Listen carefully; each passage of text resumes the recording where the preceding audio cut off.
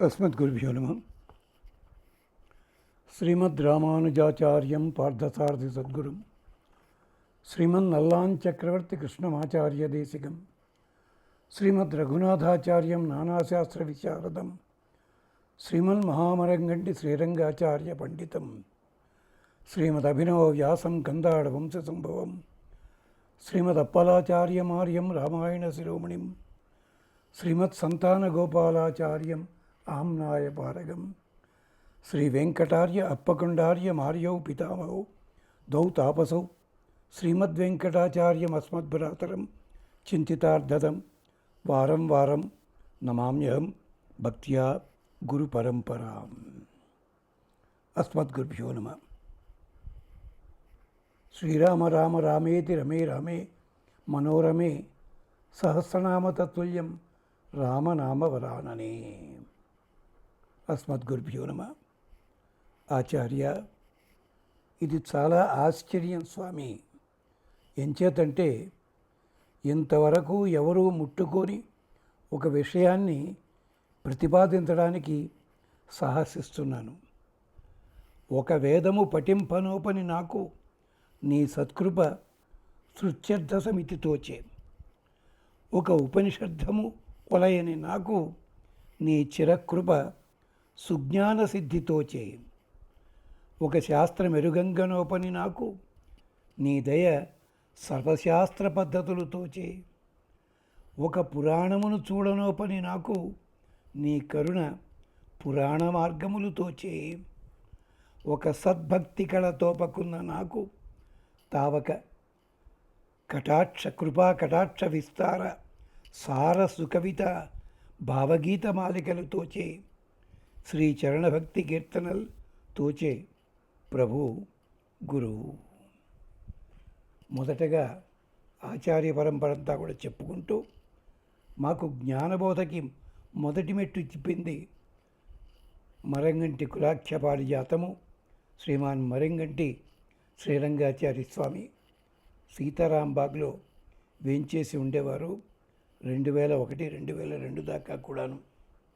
అదిగో వారి అనుగ్రహం చేత లభించిన జ్ఞానంతో పరిశీలనా విధానంతో ఇవాళ ఒక కొత్త విషయాన్ని ఎత్తుకోబోతున్నాం.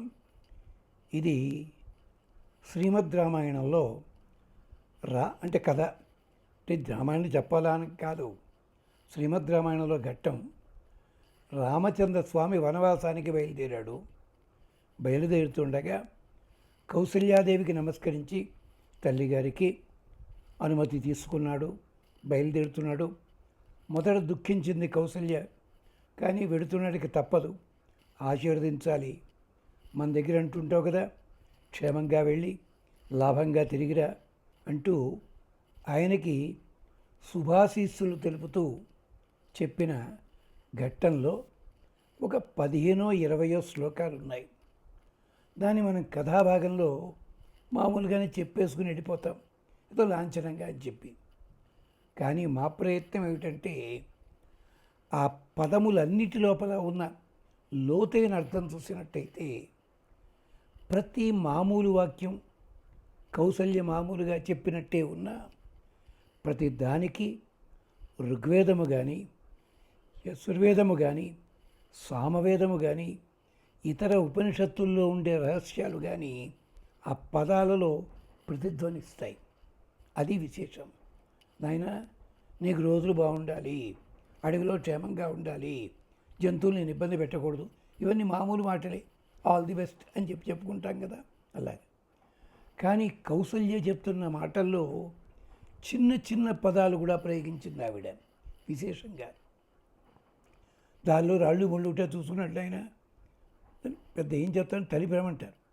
కానీ అక్కడ కూడా కౌసల్య ఎంచేతంటే కౌసల్య సుమిత్ర కైక విశేషం చెప్పాలంటే మా ఆచార్యుల వారే మొదటిసారి ప్రతిపాదన పట్టుకొచ్చారు విజయవాడ సభల లోపల, విశిష్టాద్వైత సభల లోపల, ఉభయ వేదాంత సభల్లో. కారణం తెలియదు, క్షమించాలి, ఒక సంఘటన జ్ఞాపకం చేసుకోవాలి. ఇది 72-75 ప్రాంతమని అన్నారు పెద్దలు. అంతవరకు కూడా శ్రీమాన్ మరంగంటి స్వామివారిని మరి ఇంకో ఇద్దరు ముగ్గురు ఉన్నారు. వాళ్ళకి కూడా ఆ ప్రాంతంలో అంటే విశాఖపట్నం కానీ విజయవాడ కానీ ఇలాంటి చోట్ల ఉభయ వేదాంత సభలు జరుగుతుంటే సాధారణంగా ఈ ప్రాంతం వారిని కొంచెం పక్కకి పెట్టేవారు. కారణం ఏమిటంటే భాష అలా ఉండేది, తీరు అలా ఉండేది చాలామంది కూడా ఉద్దేశం. కానీ కొవ్వూరులో సంస్కృత కళాశాల ఎంత ప్రశస్తుందో, తిరుపతి ఎంత ప్రశస్తో, హైదరాబాద్ నగరంలో సీతారాంబాగ్లో సంస్కృత కళాశాల కూడా అంతటికి మించిన స్థాయిలో ఉండేది. అక్కడుండే ఎవరు పెద్దలు ఏదో కారణం తెలియ వదిలిపెట్టండి. ఆ సమయంలో స్వామివారికి ఆహ్వానం వచ్చింది.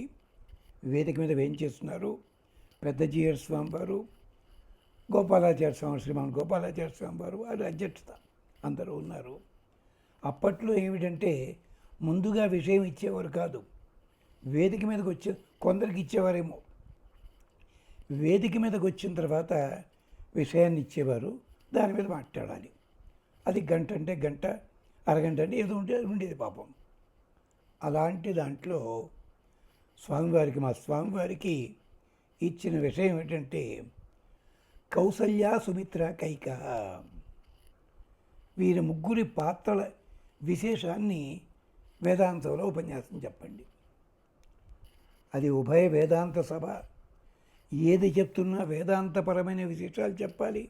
అలాంటి దాంట్లో ఈ మూడు పాత్రలు ఇస్తే సాధారణమైన మాలాంటి వాళ్ళు ఏం చేస్తామండి, వాళ్ళ కథలు చెప్పేసి, వాళ్ళ శ్లోకాలు, వాళ్ళ మాటలు ఇవన్నీ చెప్పేసి కైకమ్మ పెట్టిన జీవాట్లు, కుంతీదేవి పడ్డ ఆవిడెవరు పాపం సుమిత్ర పడ్డ యాతన, లేకపోతే ఇంకోటేటో కౌసల్యాది దుఃఖం, ఇదని ఊరుకుంటాం.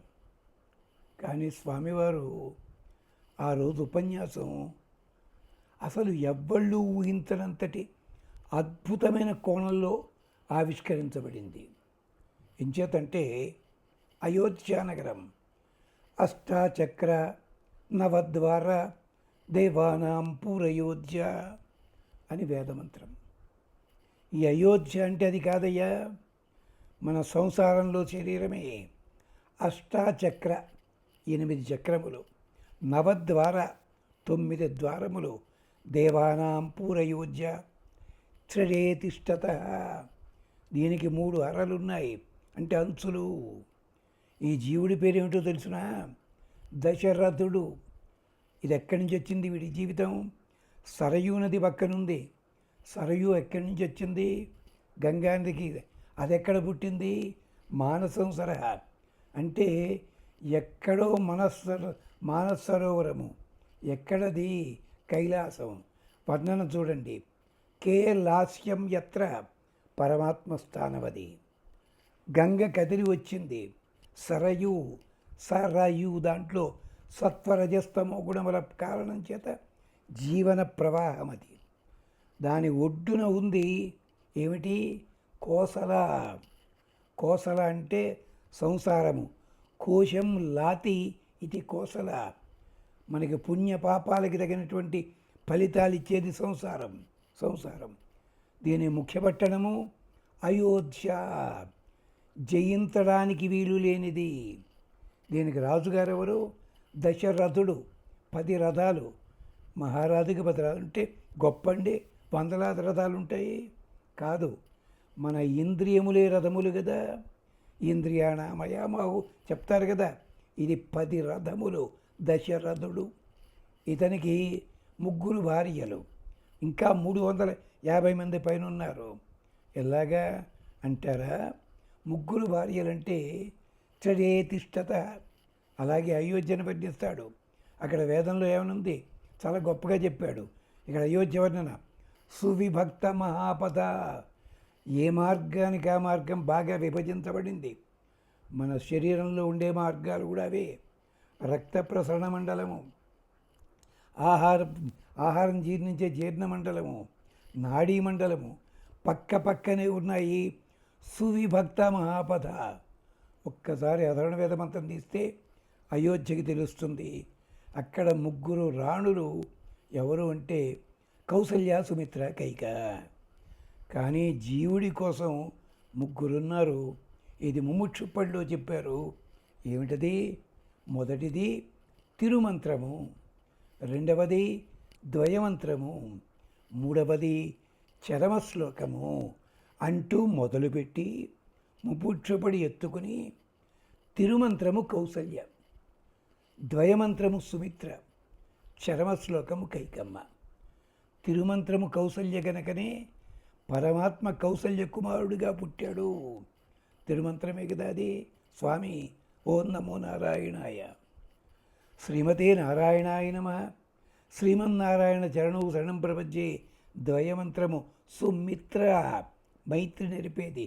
అందుకనే సుమిత్రకి ఇద్దరు పిల్లలు పుట్టారు, లక్ష్మణ శత్రుఘ్నులు.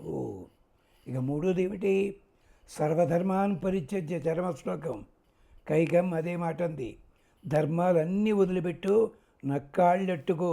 అదే కదా ఆవిడంది దశరథుణ్ణి. నేను చెప్పిన మాట వింతిరగలంది ఆవిడ. చరమశ్లోకం తమాషాగా. ఆయన ఈ పద్ధతి లోపల శ్రీమద్ రామాయణాన్ని ముముక్షుపుడితో కలిపి వేదవాక్యాలు చూపిస్తూ అద్భుతంగా గంటన్నర కాబోలు ఉపన్యసించారు. పెద్ద జీయస్వామి వారు పరవశించిపోయారట. అప్పుడు నేను వారిని సేవించుకోలే. నేను బిఎస్సీ అక్కడ చదువుతున్నా నరసాపురంలో. పెద్దవాళ్ళు చెప్పగా విన్నది. తర్వాత ఒక 14 ఏళ్ళకి వారిని కలిశాను. అయిందా? శ్రీమాన్ తేగం గోపాలాచార్య స్వామి వారు చాలా డిసిప్లినేరియన్. ఆయన వేదిక మీద ఎలాంటి వాళ్ళైనా చిన్న పొరపాటు మాట మాట్లాడినా, వ్యాకరణ దోషం ఉన్నా అక్కడికక్కడే వేదిక మీద నిష్కర్షించి చివాట్లు పెట్టేవారు ఆయన. అలాంటి వారిని మెప్పించడం మామూలు పండితులకు అసాధ్యం అయ్యేది కాదు కూడా.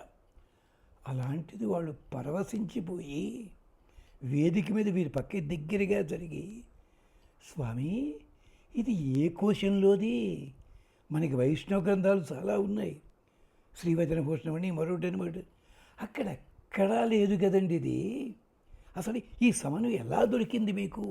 ఏ గ్రంథవది, ఏ కోశం అన్నట్టు పరవశించిపోయి స్వామివారి చిరునవ్వు రవ్వి, అయ్యా పెద్దలు వేదిక మీద ఉన్నారు, పెద్దలంతా వేదిక యువతలు ఉన్నారు, అడిగారు. దాసుడికి భగవంతుడు సంకల్పించింది ఏదుందో అది చెప్పడం జరిగింది స్వామి, దాసోహం అన్నట్ట. అది అప్పట్లో పత్రికల్లో రాలేదు, కానీ తరువాత భక్తి నివేదన కంటే కూడా వైష్ణవ పత్రిక అని ఒకటి వచ్చేది, దాంట్లో అది ప్రచురించారు. తర్వాత అదిగో అలాంటి తత్వంలోంచి అది మేము వినగానే పరవశించాం. మా గురువుగారిని కూడా అడిగాం, వారు కూడా మాకు చెప్పారు. ఇప్పుడుది 85 ప్రాంతంలో చెప్తూ ఉండగా వారు ఒక చక్కటి మాట అన్నారు. దానికోసమే మళ్ళీ వేరే కనీసం ఒక 40 ఎపిసోడ్స్ అవుతాయేమో. సంస్కృత కవులందరూ కూడా 5 అక్షరాలు ఉంటాయి. తూచ, తూ, హీచ, స్మ, వై అని పాదపూరణానికి ఉపయోగిస్తారు. వ్యాఖ్యానం దాంట్లో కూడా అది వ్యాకరణంలో చెప్తారు పాదపూరణం కోసం అని చెప్పి. కానీ మా ఆచార్యులు గారు చూపించారు, వ్యాస వాల్మీకులకి అంత భాషా దారిద్ర్యం లేదు. తు, హి, చ, స్మ, వై అన్నవి ఎక్కడైనా వాడారంటే ఆ శ్లోకంలో ఆ భావంలో ప్రత్యేకత ఉండి తీరుతుంది. కేవలము పదాన్ని పూర్తి చేయడం కోసం, ఛందస్సు కోసం వాడింది కాదు అంటూ చెప్పి, దీన్ని కొందరు చెప్తారయ్యా విభీషణస్తు ధర్మాత్మ. తూ ఉంది కదా, అక్కడ శూర్పణఖ అసహ్య అని చెప్పడానికి తూ అని వాడింది. ఇలాంటి కొన్ని చెప్తారు. మొత్తం అన్నిటికీ ఉన్నాయి అన్నారు, కొన్ని సూచించారు. అలాగా మేము అన్ని సంవత్సరాలు అయిపోయిన తర్వాత 2020 ప్రాంతాల్లో ఇంటికి అతుక్కుపోయిన కారణం చేత అస్వస్థత వీటన్నిటితోటి ఏమన్నా సాధిద్దామని పంచాక్షరి అని మొదలుపెట్టాం. తు, హి, చ, స్మ, వై అన్న అక్షరాలు సుందరకాండలో ఎక్కడ ప్రయోగించారు సరదాగా తీసుకుంటే అది మొత్తము ఒక 270 పేజీల మెటీరియల్ వచ్చింది. ప్రతి అక్షరం దగ్గర ఒక విచిత్రం ఉంటుంది. ఇది మీ సొంతమా? అబ్బెబ్బెబ్బే, వేదంలో కూడా తూ, హి, చ, స్మ, వై ఉపయోగించారు. మరి వేదంలో కూడా పాదపూర్ణానికి ఇలాంటి వృతాక్షరాలు వాడతారా? లేదు. అందుకనే చెప్తున్నాం, ఆచార్య కటాక్షం ఉంటే కొత్త దృష్టి ఏర్పడుతుంది. ఆ కారణం చేత ఇప్పుడు మనం మాట్లాడుకోబోయేది కౌసల్య శ్రీరామచంద్ర స్వామిని ఆశీర్వదించే ఘట్టాల్లో ఆ 20-30 శ్లోకాల్లో ప్రతి శ్లోకం వెనకాల వెన్నుదన్నుగా వేదవాక్యాలు ఉన్నాయి. అంచేత ఇది టీకేవి ఆర్ కౌసల్య ఆసీహి అనే పేరుతోటి ఆ శ్లోకాల్లో ఉండే భావాన్ని అందిస్తూ కథకి సంబంధించి ఉంటుంది. ఆ కథాభాగంలో ఉన్నది కొంత చెప్పుకుంటాం, దానికి వేదమంత్ర ప్రతిపాదన చూపిస్తూ చెప్పడం. ఇది అయిన తర్వాత మళ్ళీ ఇంకో భాగంలో టీకేవిఆర్ పంచాక్షరి, కంగారు పడతారు. పంచాక్షరి అంటే ఓ నమశివాయ అనుకో, అదేం కాదు. తు హి చ స్మ వై. రామాయణంలో ఒక సుందరకాండలోనే, మిగిలిన కాండలో ఇంకా చేయలేదు. చేసే ప్రయత్నం ఎవరైనా చేసుకోవచ్చు, ప్రయత్నించవచ్చు. మేము సుందరకాండకే పరిమితం అయిపోయాం. ఎంచేతంటే వృత్తిరీత్యా గణిత శాస్త్ర అధ్యాపనం చేసిన వాళ్ళం. పైగా మాకు ఏదైనా తెలియకపోతే ఎలాంటి వాళ్ళని అడుగుతాం, పెద్దవాడిని వెళ్ళి, తెలియకపోయినా కానీ చూస్తున్నాం. గత 4 ఏళ్ళుగా ఇంట్లోనే ఉండి గ్రంథాలను చూసుకుంటాం. సందేహాలు వస్తే 1కి 5 చోట్ల అడగాల్సిన స్థితి. మాకు సందేహాలు తీర్చే పెద్దలు డాక్టర్ కందాడ రామానుజాచార్య స్వామి వారు పరమపదించడం ఒక 4-5 నెలల కిందటే. అది చాలా దురదృష్టకరమైన సన్నివేశం. ఇంకో ఎందరో ఉన్నారు, మేము ప్రయత్నిస్తున్నాం, కానీ వారికి కృప మా మీద ప్రసరించటం లేదు, అందించేవాళ్ళు లేరు, లేదా మేము అడిగే ప్రశ్నలు అలా ఉంటున్నాయేమో. అందుకనే ఆచార్యుణ్ణి అడుగుతున్నమాట ఇదే. అదే అన్నాం, ఒక వేదము పఠింపను పని నాకు నీ సత్కృప సుత్యర్థ సమితితోచే. అది అండల్లో ఉద్దేశం. అది ఆచార్యుల అనుగ్రహం చేత మాత్రమే ఇంత గొప్పగా వచ్చింది. అంచేత ఆచార్యుల వారిని ఒక్కసారి స్తోత్రం చేసుకుని కౌసల్య విషయంలోకి వెళదాం. స్వామి, సద్గురు పదము ఎంత గొప్పదయ్యా, అనుగ్రహించవయ్యా. ఇది విన్న తర్వాత అభిమానులంతా అభినందించేలా చేయి స్వామి. నీరమై సారమై నిర్మలోదారమై భువనమండలముల బ్రోచునెద్ది, నిత్యమై సత్యమై నిగమ సంతుష్యమై విశ్వమంతట నిండి వెలుగునెద్ది, హృద్యమై వేద్యమై ఇష్ట సంపాద్యమై దివ్యభక్తి అమృతము అందియ్యనెద్ది, బాధ్యమై సాధ్యమై పరమార్థబోధ్యమై సుజ్ఞానమణిదీపి చూపునెద్ది. ఆ పరపదంబు వర పరమార్థ పదము, సత్య నిశ్చైక పదము, శాశ్వత పదము, పరమధామ పదంబు, సద్గురు పదంబు, శ్రీపదము, త్వత్పదము నాకు ప్రాపగు గురు, ప్రాపగు ప్రభు. అది శ్రీపదము కాదు, శ్రీపదము, శ్రీప్రదము కూడా అలాంటిది. ఇది కాపీ కొట్టామండి. బాలాంత్రపు వెంకటరావు గారని ఉండేవారు పెద్దలు. మనకి బాలాంత్రపు రజనీకాంతరావు గారి పేరు విని ఉంటారు. వారికి సోదరులు, వారి పెద్దలు.